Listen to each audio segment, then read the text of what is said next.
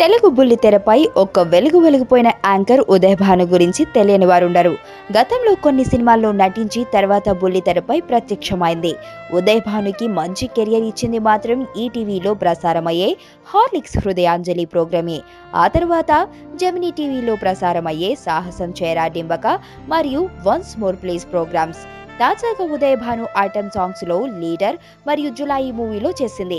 బుల్లితెరపై వెండితెరపై కనిపించిన అందమైన జీవితాలు రియల్ లైఫ్ లో ఉండవు. అలాంటి కన్నింటి జీవితంలోంచి వచ్చింది ఉదయ్ భాను. ఉదయ్ భాను ఆడుతూ పాడుతూ టీవీలో కనిపించని బాధలు చాలానే ఉన్నాయి. ఉదయ్ భాను పుట్టింది తెలంగాణలో కరీంనగర్ జిల్లా సుల్తానాబాద్లో పుట్టింది.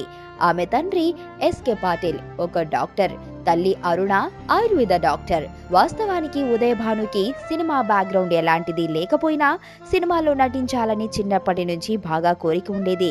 ఇదే సమయంలో 1990లో ఆర్ నారాయణమూర్తి తీసిన విప్లవ చిత్రం ఎర్ర సైన్యంలో ఆయన కూతురుగా నటించింది. ఈ చిత్రంలో నటించే సమయానికి ఉదయ్ భాను 10వ తరగతి చదువుతుంది. అందుకే డీ గ్లామర్ గా కనిపిస్తుంది. తరువాత ఉదయ్ భాను కొన్ని తెలుగు సినిమాలు మరికొన్ని కన్నడ సినిమాల్లో హీరోయిన్ పాత్రలలో చేసింది. ఆ తర్వాత ఐటమ్ సాంగ్స్ తోనూ బుల్లితెర మీద యాంకర్ గాను మంచిగానే సెటిల్ అయింది. ఇక ఆమె జీవితంలో కొన్ని విషాదాలు కూడా చోటు చేసుకున్నాయి.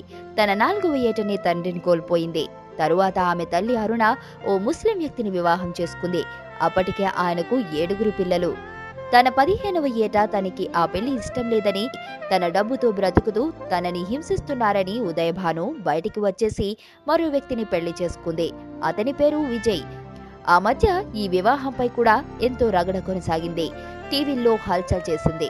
ప్రస్తుతం ఉదయ్ భాను కొన్ని ఛానల్స్ లో యాంకర్ గా కొనసాగుతుంది.